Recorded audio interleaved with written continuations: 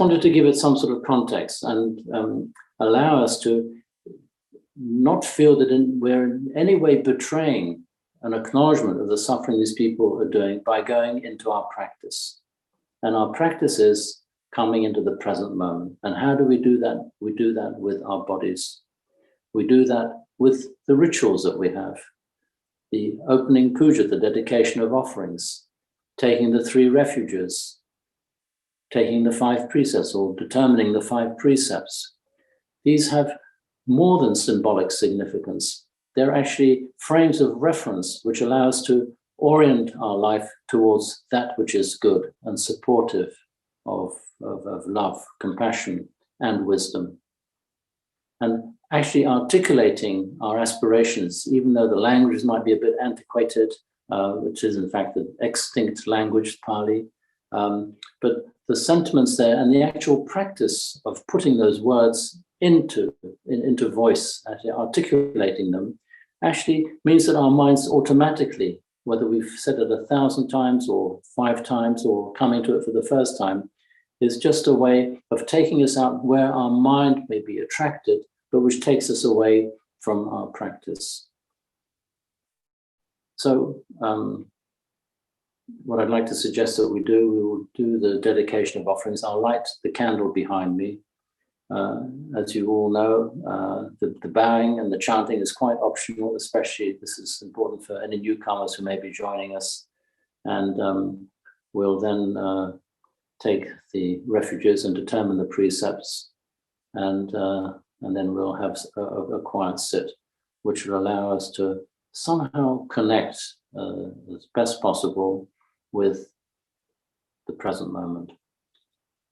And then after we've had our sit, we'll have an opportunity for questions and answers, and perhaps any points that any of you may wish to raise.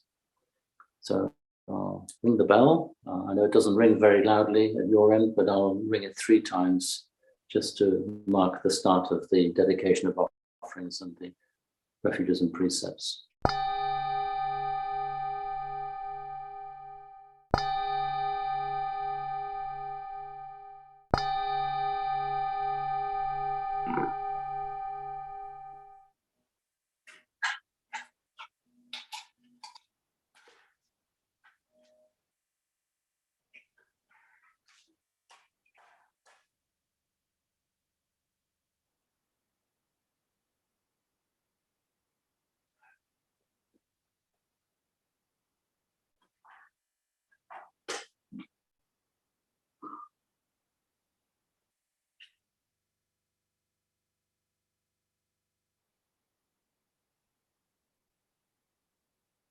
Wendy has kindly put the screen share on so we can chant together, even though you'd only hear my voice in your own.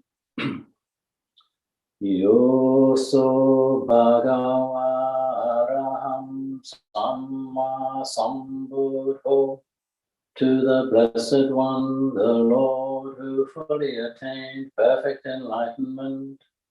Swakato yena bhagavata dhammo, to the teaching which he expounded so well. Supatipanno yasa bhagavato savaka sangho, and to the Blessed One's disciples who have practiced well. Tamayam bhagavantam sadammam sasangham, to these the Buddha, the Dhamma, and the Sangha. Imehi sakare hiyataraham aropitehi abhipujayana. We render with offerings our rightful homage. Sadhu no bante bhagava suchiraparini putopi. It is well for us that the Blessed One, having attained liberation, Pachima Janata Nukampa Manasa, still had compassion for later generations. Ime Sudukata Anakara bhute patikanhatu. May these simple offerings be accepted. Amha kandi garatam hitaya sukhaya. For our long-lasting benefit and for the happiness it gives us. Araham Samma Sambuddho Bhagava, the Lord, the perfectly enlightened and blessed one, Buddham Bhagavantam Abhivademi. I render homage to the Buddha, the blessed one. Swakato Bhagavata Dhammo, the teaching so completely explained by him. Dhammam Namasami, I bow to the Dhamma. Supatipanno Bhagavato Savaka Sangho, the Blessed One's disciples who have practiced well. Sangham Namami, I bow to the Sangha. Annamayam Buddhasa Bhagavato Bhubabhaganamakaram Karamase. Now let us pay preliminary homage to the Buddha. Namo tassa Bhagavato Arahato Samma Sambuddhassa. Namo tassa Bhagavato Arahato Samma Sambuddhassa.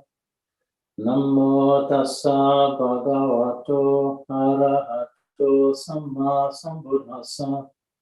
Homage to the blessed, noble, and perfectly enlightened one. Homage to the blessed, noble, and perfectly enlightened one. Homage to the blessed, noble, and perfectly enlightened one. If we now go to page 128.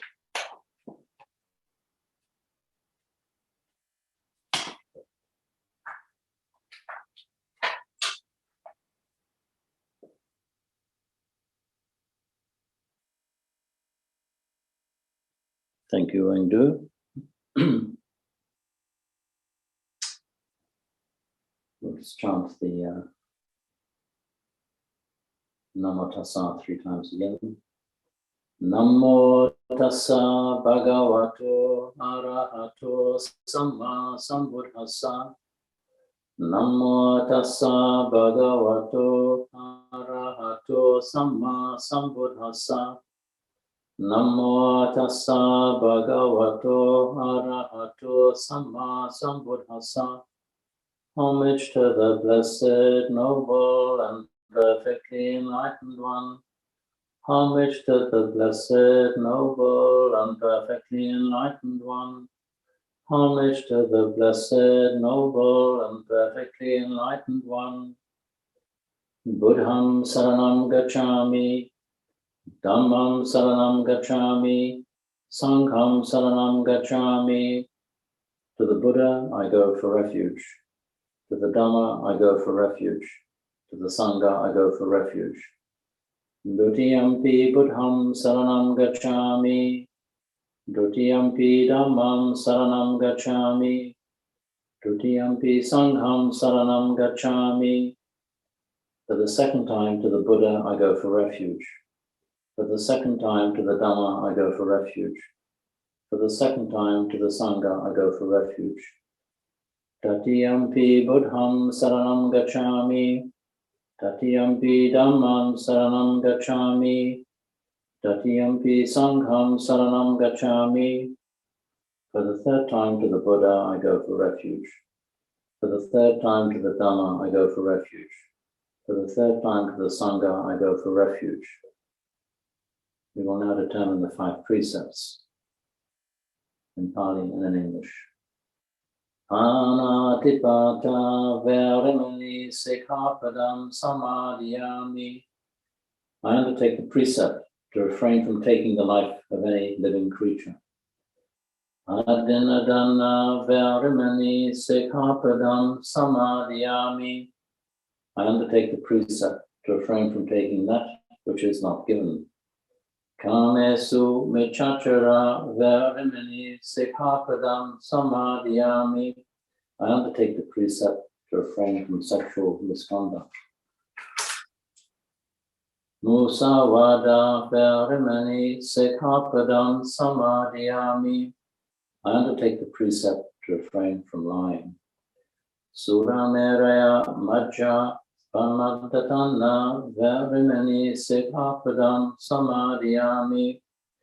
I undertake the precept to refrain from consuming intoxicating drink and drugs which lead to carelessness. Imani pancha sekhapadani silena sugatim yanti, silena bhogasampada, silena niputim yanti, tasma silam visodaye. These are the 5 precepts. Virtue is the source of happiness. Virtue is the source of true wealth. Virtue is the source of peacefulness. Let virtue be purified. Sadhu, sadhu, sadhu. And we bow 3 times.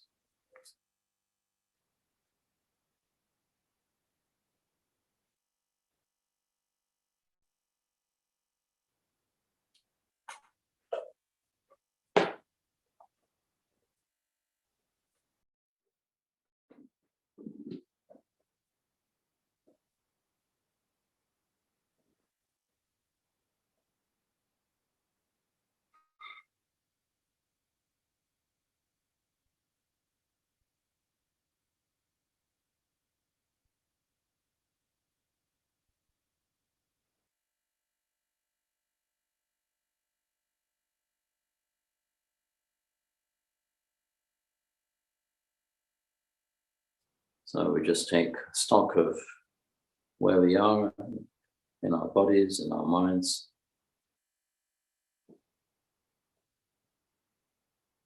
Make ourselves comfortable, upright, alert. If necessary, eyes slightly open or closed, whatever is preferable.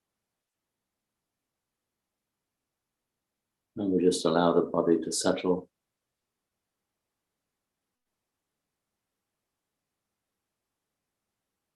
And perhaps even reflect a little bit on the precepts we've just chanted.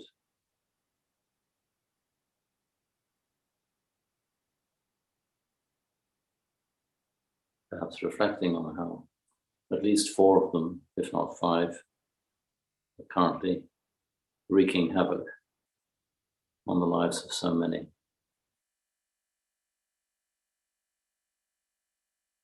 But we're here and we're now.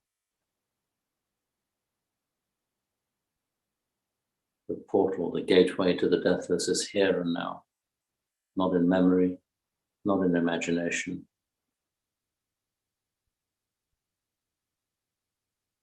All the phenomena that we experience by the body, all the sensations, all the thoughts that arise, the sankharas, they're just formations, mental volitional formations.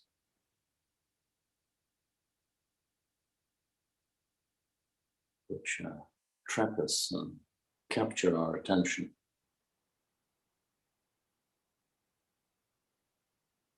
So to ground ourselves, to center ourselves, we can use the breath. And just notice the natural inflow of breath as we breathe in, and the natural exhalation as we breathe out.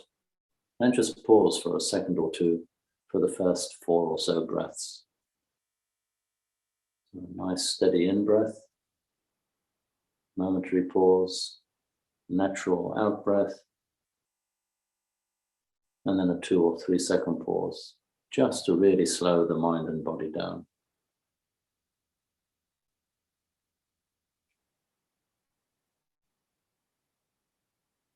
Noticing how the lungs expand with the in-breath and then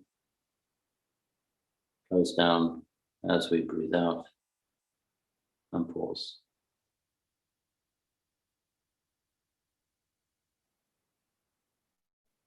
Do that a few more times, breathing in, breathing out, and pausing for 2 or 3 seconds.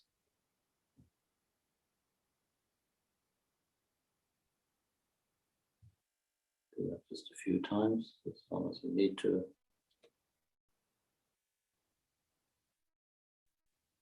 And then allow the breath to find its own rhythm. Not timing it, just letting it to find its own pace.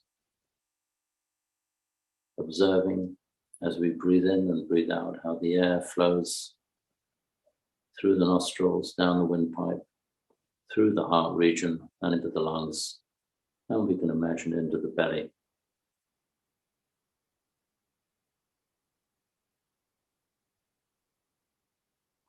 And with each out breath, we just relax. Not to collapse, but just relax.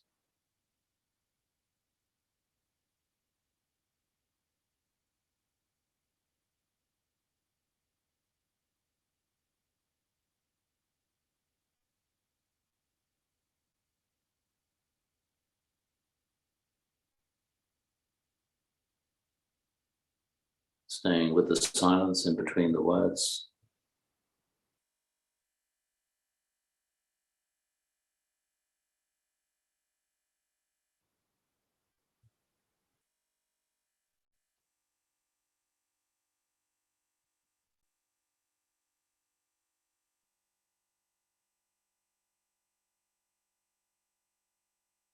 Noticing how the mind abhors a vacuum, immediately jumps to some topic or other, and we just come back to the breath, flowing in, flowing out, exhaling.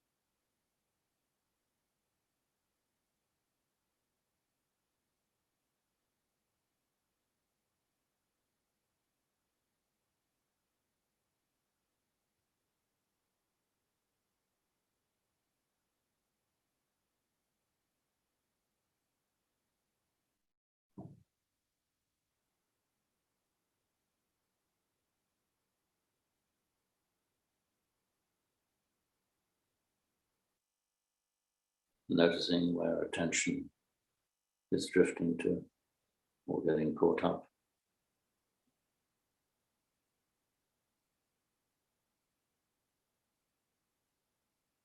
Just using the breath and the body as a reference point for our attention to bring us into the immediate here and now.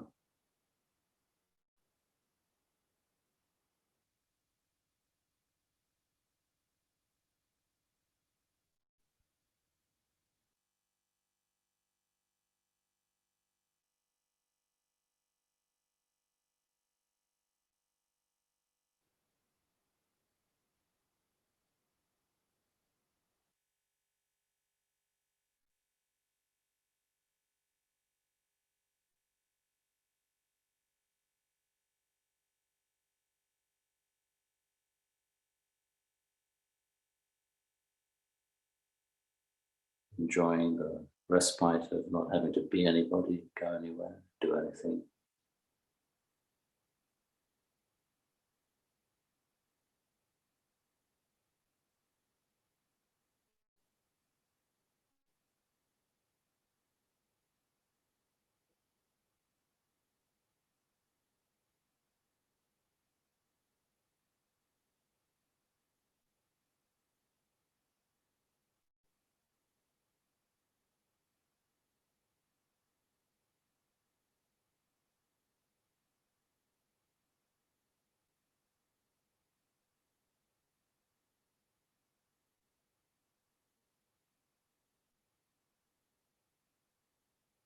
Noticing how thoughts come and go, sensations come and go.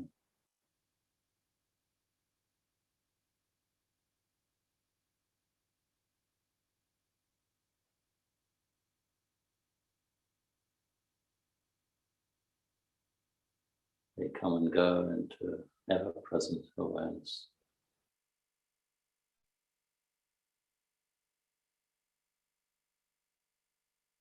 Which is the background of all existence, all experience.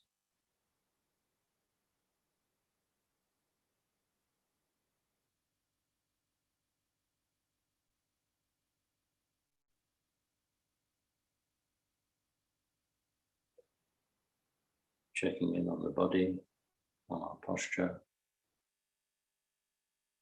face, our ears, our head, the eyelids, the lips, cheeks, jawbone, the neck.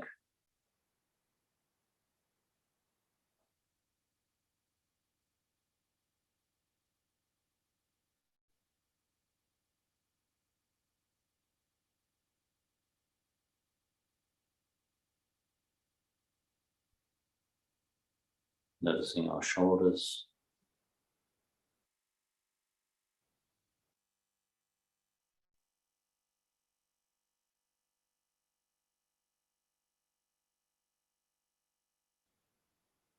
chest and back, subtle expansion and contraction of the rib cage with each in-breath and out-breath.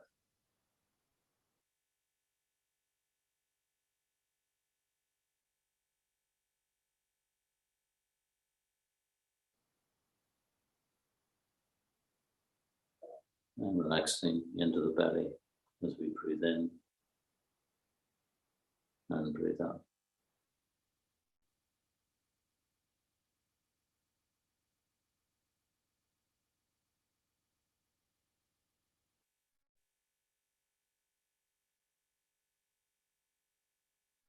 Grounded, centered.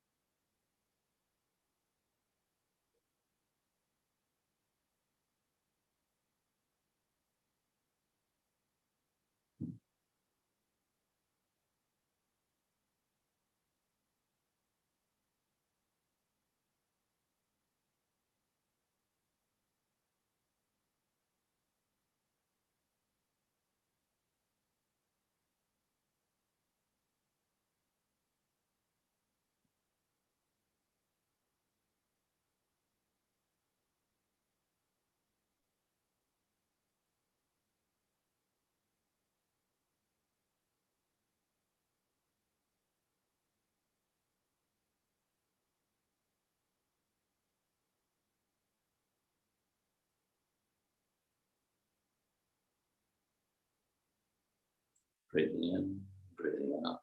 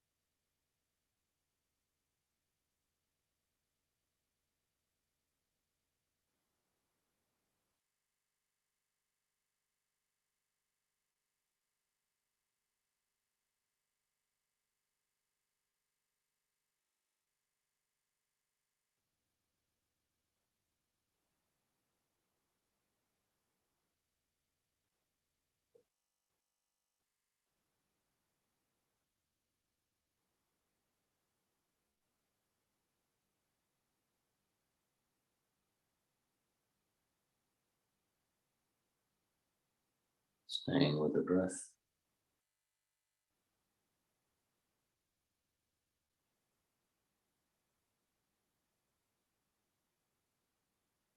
Sensations of sitting and being still.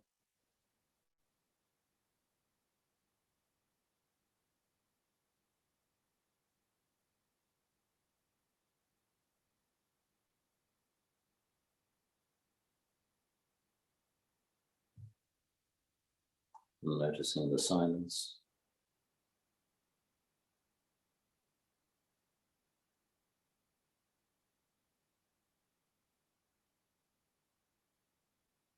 And any sounds that punctuate the silence.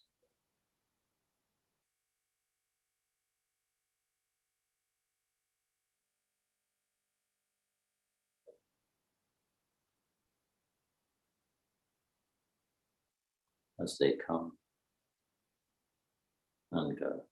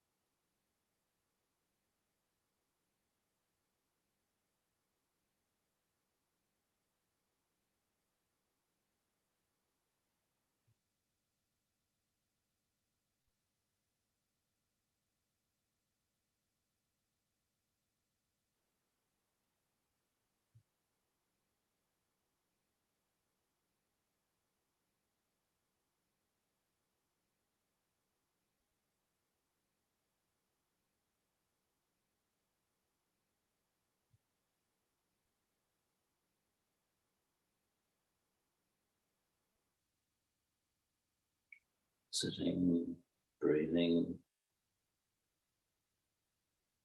present.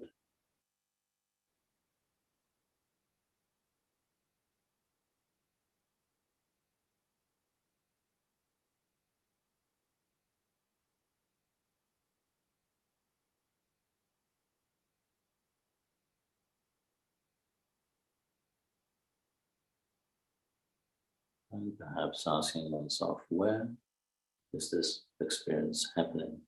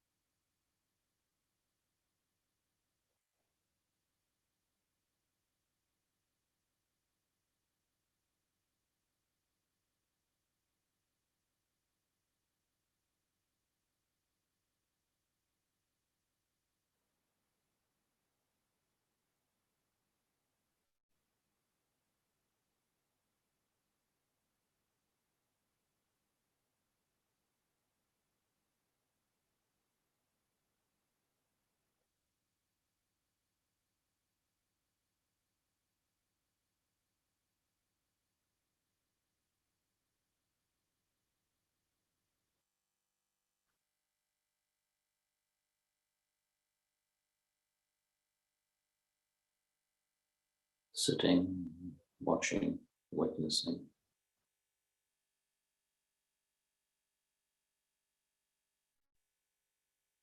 Body sensations, the breath.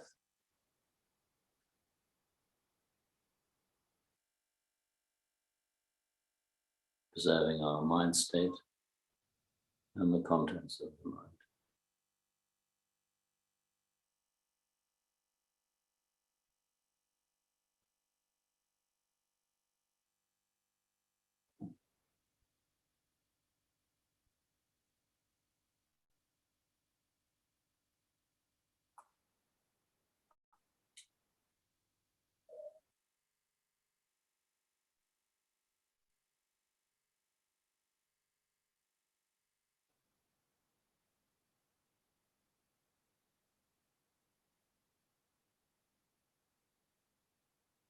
And now slowly moving our attention from the internal experience. We can slowly open the eyes in our own time, taking in the light, the colors, textures, space,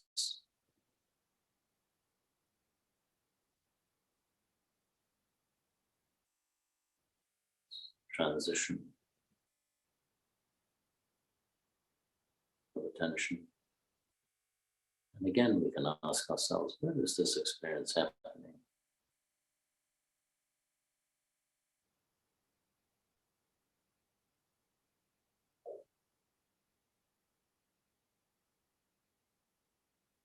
Right now, it's like this.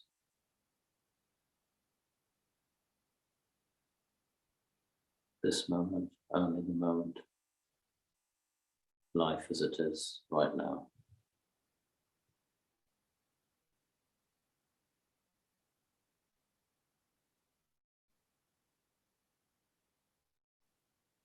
And perhaps just doing our own little body scan,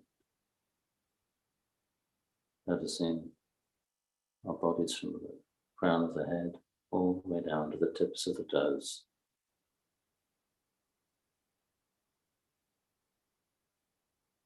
Points of pressure, points of ease.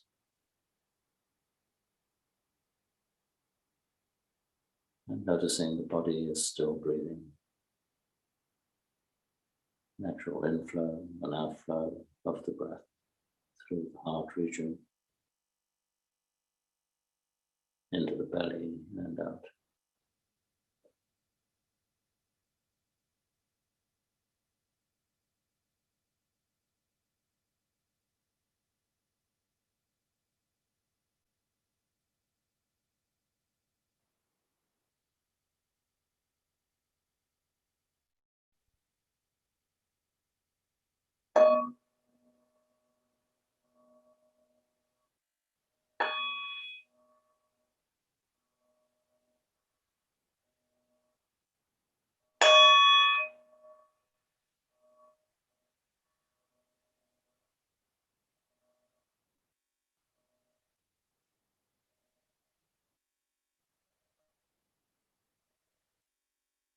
And adjusting the body posture if it needs adjusting.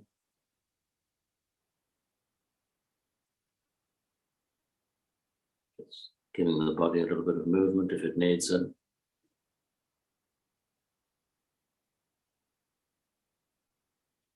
And observing the general state of mind, the third foundation of mindfulness is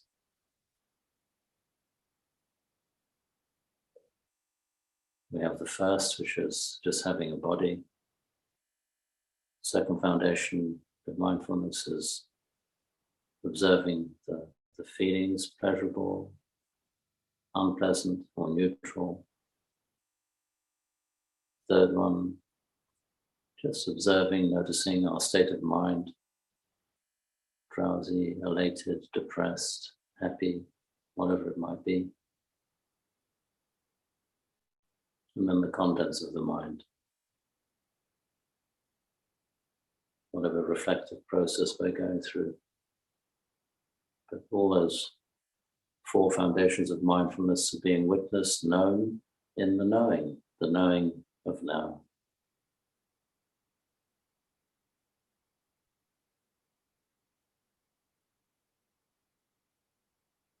Of the present moment, of how it is right now.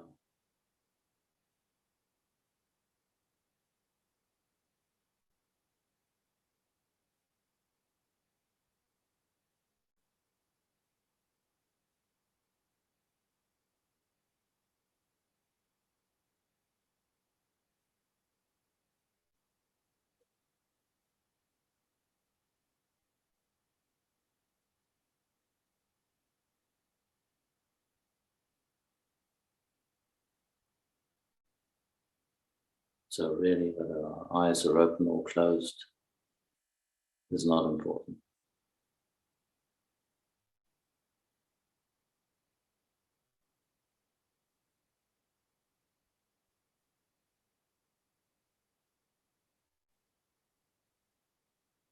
Even as we sit here, perhaps our eyes are open or closed, depending on choice. All this emotional, physiological, mental phenomena is like a flow of water through space. The space is our mind, what we call our awareness. Not really our awareness, we are the awareness in which all this happens. But we can reflect on what those words might mean. What does it mean? We are awareness. Our whole life, from the very beginning to the end, flows through a point of consciousness, around which clusters a sense of personality and identity. And the identity changes. We change physically, we change emotionally. I was looking at a photograph, family photograph of my sister, my mother and myself. And I was probably about 8 or 9 or something. That little boy there, with blonde hair and blue eyes, and realized is that me? Well, what's the connecting link? Well, just the consciousness through which that form has developed, aged, battered and bruised through life's experiences.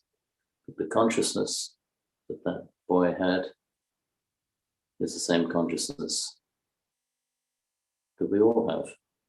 It's just the contents are different. They're individual. We each have our life story, but where that life story happens and how it happens just differs depending on conditions. We're born a man or a woman, or neither, or both. So our experiences will be informed by that experience, by that phenomenon, by that fact. Our thinking, our sense of identity. So our insight is not about rejecting or denying any of this. It's just knowing it for what it is, just conditioning, which informs the impulses, the statements we make, the actions we make, how we live our lives. So the 5 precepts are very general principles. They don't look at the specifics, which we may experience as an individual. Just a general principle of harmlessness, of not hurting other people, physically especially, but also mentally and emotionally.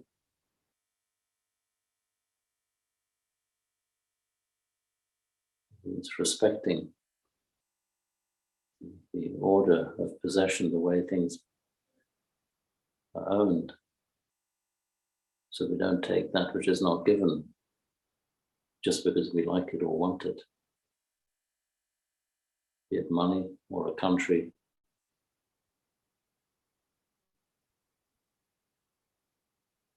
We respect other people, so we behave with propriety, guarding our attraction to other people.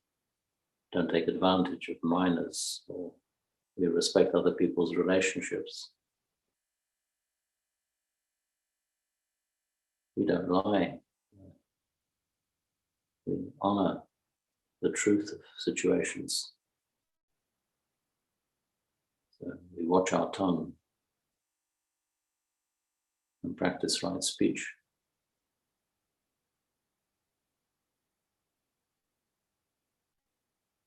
And we do our best to commit to keeping our thinking clear. Be careful what we watch, what we expose ourselves to. What are our weaknesses? Where do we drift into unnecessary listening to material or programs or situations which are not conducive to wisdom and compassion? In other words, we live responsibly, developing the capacity to respond to the situations we find ourselves in, with integrity, with truth, with kindness. And all the while, we observe the context that we find ourselves in, and are truthful with our reactions to it.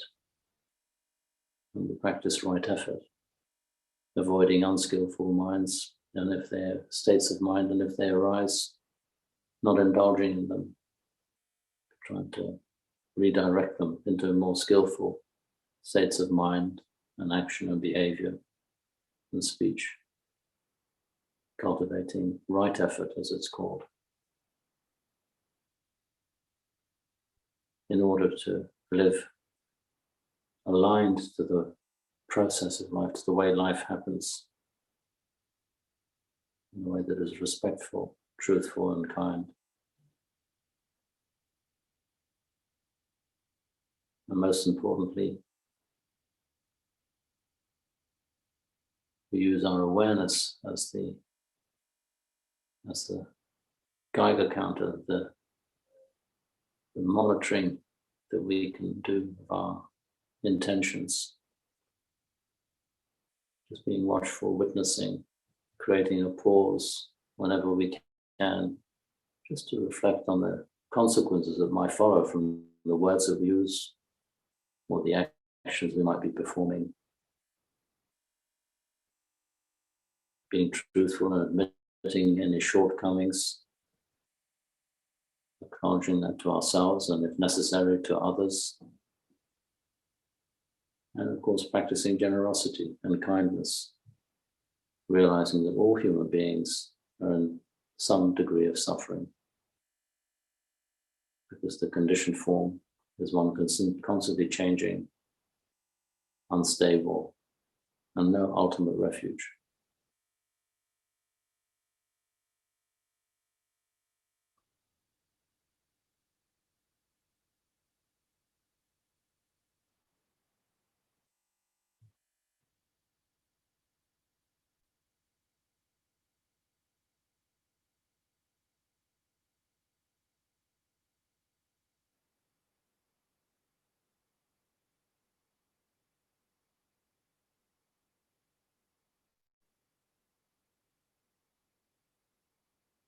And to weaken the power of the conditioned world on our consciousness, on our behavior, on our speech, we hopefully are able to develop a practice where we stop, pause, and just come into the present. It's really such a wonderful investment of time and energy. It's potentially transformative. It's only by practicing sustained attention, not necessarily in a samadhi state, concentration state, but just coming back again and again to noticing that everything we experience is coming and going, changing all the time. But there is one constant, and that's our knowing. Our knowing of what's happening is always present. This is not knowing about, this is knowing in the moment. So right now, What are we knowing? Well, there's a voice speaking, there's a body breathing, all sorts of things will be coming up. The knowing is always there. What comes up in the knowing will be always changing. So we tease apart the knowing and the knowing about different types of knowing. We want to find the constant, the ever-present constant, which is what we call our awareness. It's just awareness in which we arise. Our personality arises, our likes and dislikes arise in it. But our awareness is completely neutral, completely impartial, just a mirror, a witnessing. And that's where we find peace. And in that peace, we find wisdom and we find compassion. It arises quite naturally and spontaneously, depending on the context we find ourselves in.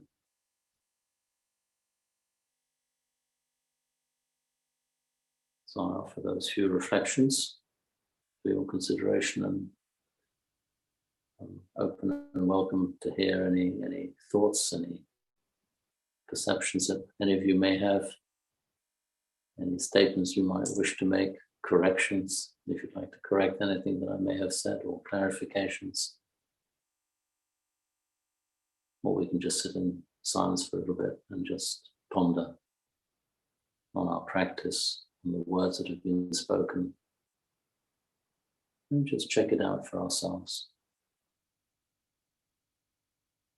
Just being present with whatever arises.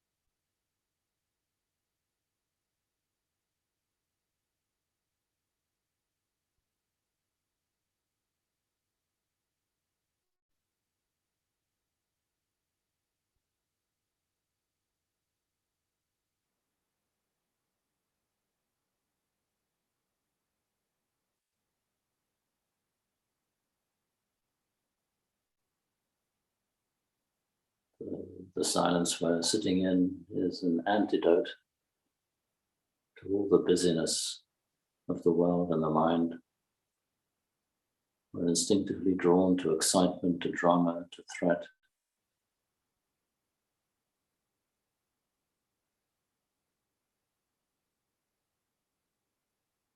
But there is an alternative, which is just sitting and just being present, power of presence. Where nothing has to be said. It can be, but it doesn't have to be. Nothing has to be done. Sometimes we might feel moved to do something.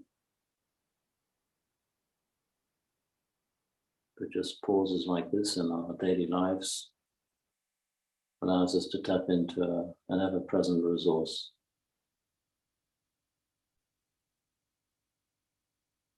So this is especially in times of threat and fear and anxiety, that this grounding practice of being present is such an important antidote,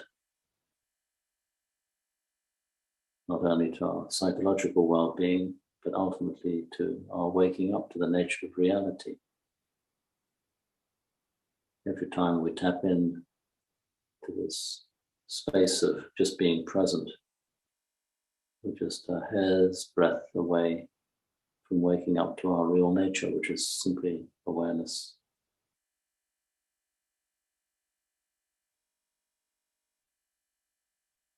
I like quoting a statement attributed to St. Francis. I don't know how true it is historically, but it's attributed to him. And it's a statement which is a little bit like a koan, one of these statements which one can't quite get one's head around, but actually contains a great truth. And that is, what we are looking for is what is looking. So I'll repeat that statement. What we are looking for is what is looking. So we can reflect on that and examine, what does that mean? What we are looking for is what is looking. What it highlights is how the mind goes out to objects. We're looking for something. Of course, awareness is not a thing. It's the backdrop. It's where everything happens, where the contents arise and cease. So we'll never find it by looking for the contents. We're all looking for the answer. The answer is in that which is looking, and it's not even at that. So that puts into a different perspective, things into a different perspective. There's a lovely saying based on the Dhammapada, which Luang Por Sumedho has used a lot in the past, the teacher who set up Amaravati.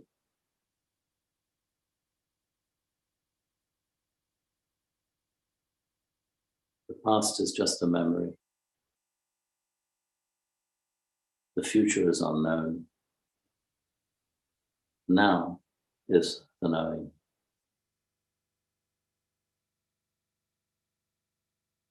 The past is just a memory. The future is unknown. Now is the knowing. We should all have that as a magnetic strip on our refrigerators, or in our notebooks, or most of all in our memories, to reflect on. Now is the knowing. The knowing is now. That is the gateway to the deathless. Purifying the heart in right action, right speech, right livelihood, right effort, right meditation or mindfulness, right concentration leads to wisdom. And the freedom that wisdom gives, which then expresses itself in right action. not just right action, but also the right intention. So the truth of those teachings is always relevant. And those simple formulas of the Buddha, those beautiful injunctions, have a universal application. Can it be applied universally? They don't belong to Buddhism even, they just belong to the way things are. They're just truth statements. So we can consider ourselves very fortunate to have come across these teachings which don't ask for belief or blind faith. It's just this driving energy, inquire, investigate our experience, reflect on our experience, and use the teachings as reference points, not to be believed in blindly, but to be reflected on, considered, digested, and eventually find out the way things are for oneself.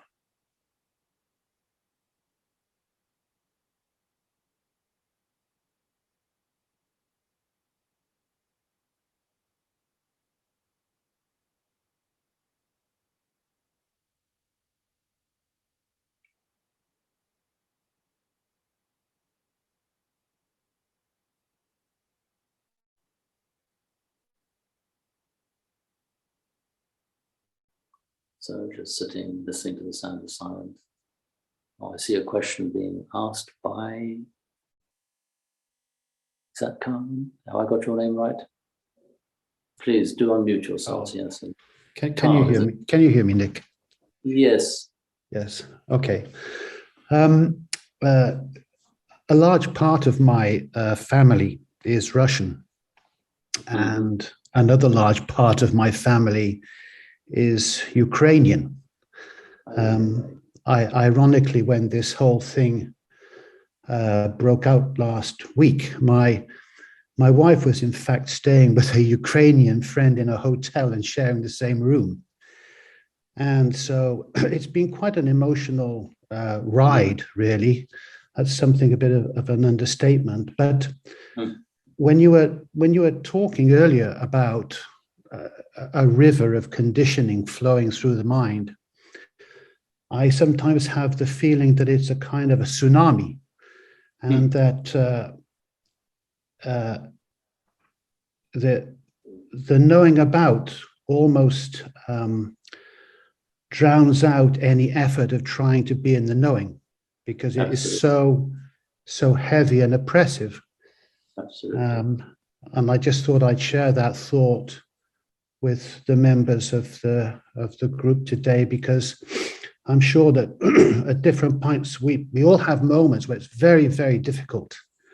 And on the one hand, it's very challenging, but at the same time, it's I think an opportunity to make an extra effort to pacify oneself in that knowing, and to try and get away from the knowing about a little bit. Absolutely, Carl. Thank you so much. Very true. It's heartbreaking what's happening. Absolutely heartbreaking. And it's exactly what happens. There's a tsunami of reactions which just underscores our interbeing, our interconnection with all of life, and why we empathize and can feel get a glimpse of what other people might be going through. And that's why, I can't really add anything to what you said, because you've just said it so clearly. It's absolutely right. But what it highlights is the need for practice and how important it is to try and maintain some sort of stability within oneself. And this isn't just to feel good. It's just to maintain this balance of being open to what's happening and do the best not to be overwhelmed by it, so that we can respond with wisdom and with love and compassion. And each one of us will, if we look into our hearts, we'll find that response. What we have to watch, of course, is this critical mind passing judgment. It's not to stop it happening. is to see how the mind reacts to what we're experiencing. So this is why moments like this, if at all possible, need to be cultivated, just to pause, stop, disengage. It's like getting out of the gear of reactivity, which we're so conditioned by life and by nature, by evolutionary forces to engage in.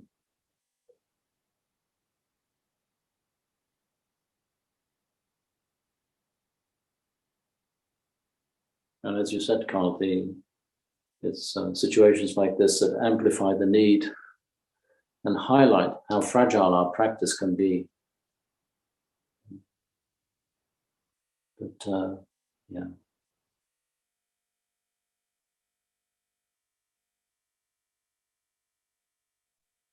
This is not to sort of be above events, because these events are happening in our consciousness.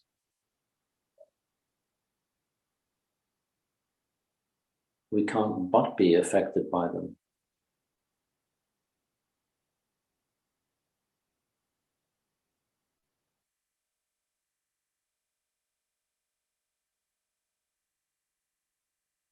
So it's we can sort of speculate, talk theory, talk ideas, but the practice is in the being, in being present.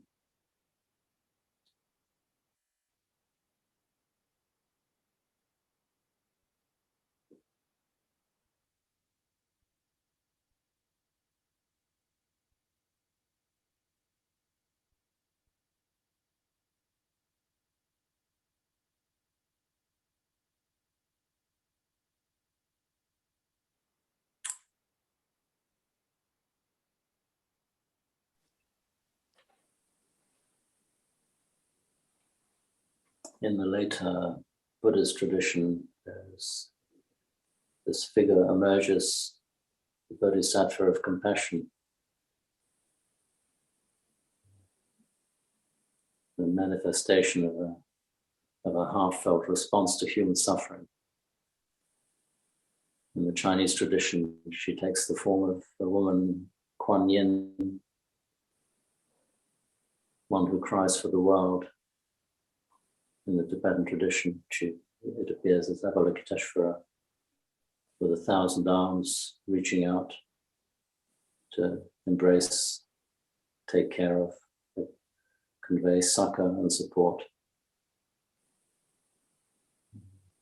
The world in the Buddhist tradition is known as the Saha world, the world of suffering. Coming to terms with suffering, paradoxically, gives us an exit, potential exit. It's only when our comfort zones are threatened do we take liberation really seriously. Otherwise, the tendency is to drift into a sort of couch potato mentality.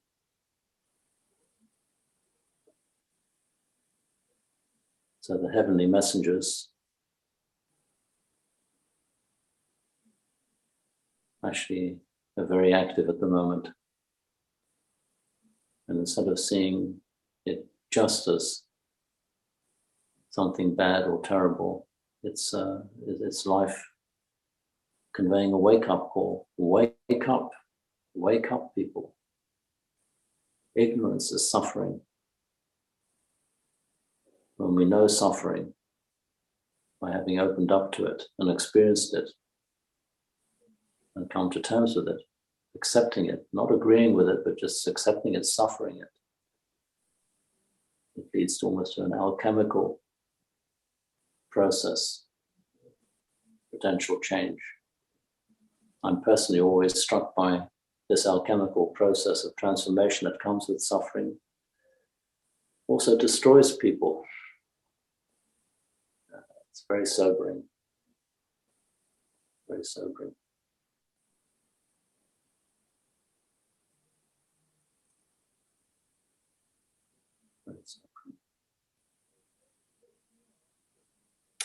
So what I'd like to suggest that we do in the closing minutes of this class is, I think we should do 2 chants. The first one is Buddha's words on loving kindness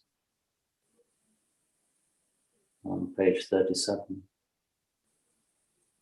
what we can do is just, if Wendy puts that up on the screen, we can just look at the words and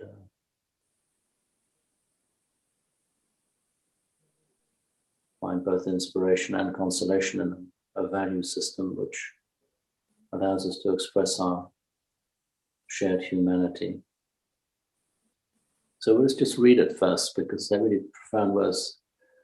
This is what should be done by one who is skilled in goodness and who knows the path of peace. Let them be able and upright, straightforward and gentle in speech, humble and not conceited, contented and easily satisfied, unburdened with duties and frugal in their ways, peaceful and calm and wise and skillful, not proud and demanding in nature. Let them not do the slightest thing that the wise would later reprove, but wishing in gladness and in safety, may all beings be at ease. Whatever living beings they may be, whether they are weak or strong, omitting none, the great or the mighty, medium, short or small,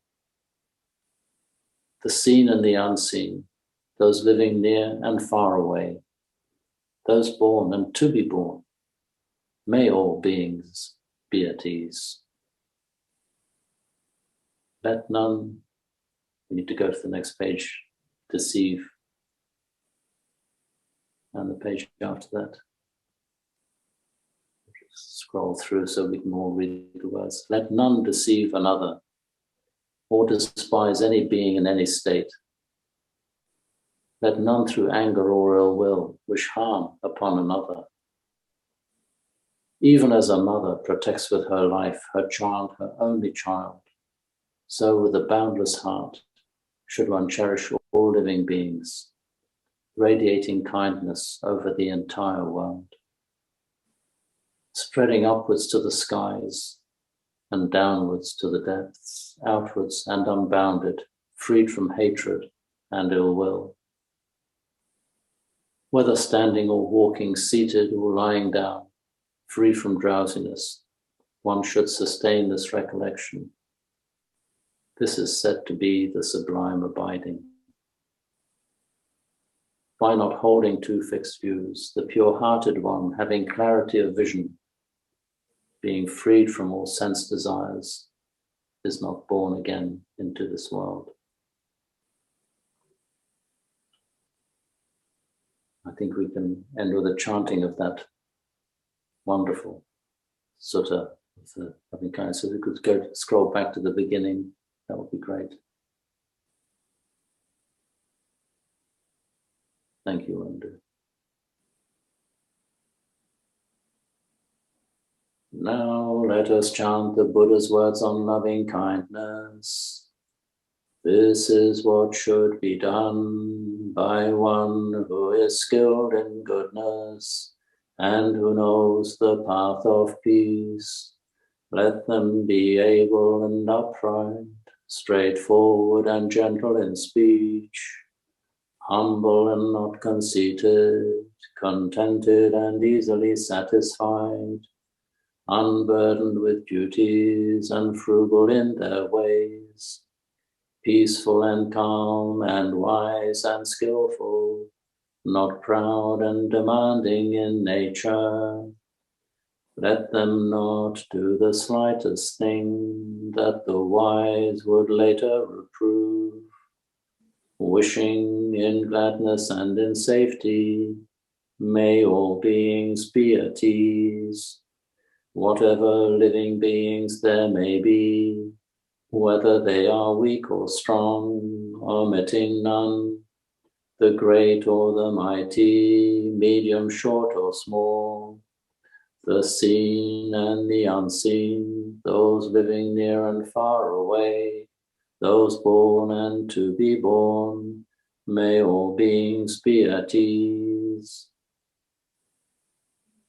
Let none deceive another, or despise any being in any state. Let none through anger or ill will wish harm upon another. Even as a mother protects with her life her child, her only child, so with a boundless heart should one cherish all living beings, radiating kindness over the entire world, spreading upwards to the skies and downwards to the depths, outwards and unbounded, free from hatred and ill will. Whether standing or walking, seated or lying down, free from drowsiness, one should sustain this recollection. This is said to be the sublime abiding. By not holding to fixed views, the pure-hearted one, having clarity of vision, being freed from all sense desires, is not born again into this world.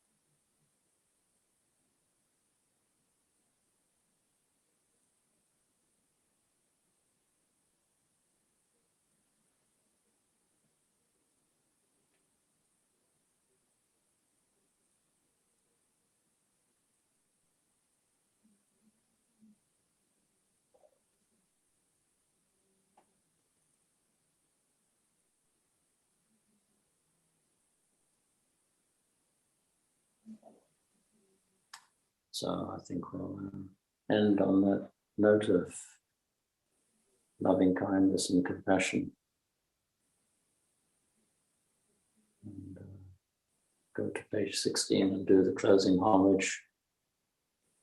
And then we can say goodbye to each other. So if we go to page 16.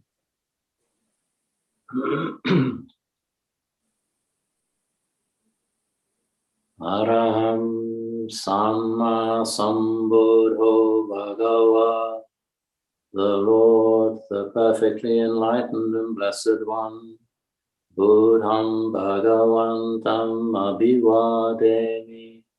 I render homage to the Buddha, the blessed one.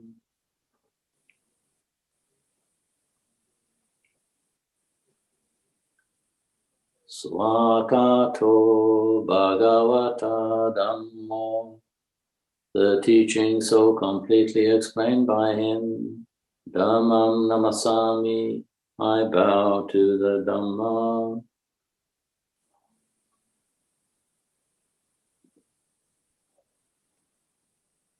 Supatipanno Bhagavato Sawakasangho, the Blessed One's disciples who have practiced well.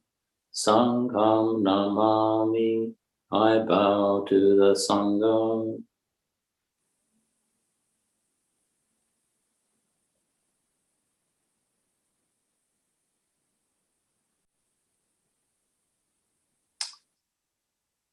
Right, dear friends, our session comes to an end. It's been lovely spending this time with you all. It's quite extraordinary how even without being in the same physical space, one can develop a sense of connection, see a few familiar faces, and connect on a level of harmony and love and mutual respect. So as we go about our daily business, we can be aware of terrible suffering going on, consider ourselves fortunate, and just live that little bit more mindfully and presently. Offer whatever support we can, whether it be in the form of money or provisions, but most of all generate love and kindness to an area where there's so little of it and so much suffering going on. So I wish you all a good week. I think next week Monday, Martin will be leading the class, and then I think there's one more which I'll be leading, and then we'll have to see what happens, not quite sure. But anyhow, the Monday classes will continue in one form or another. So I wish you all well, and until the next time.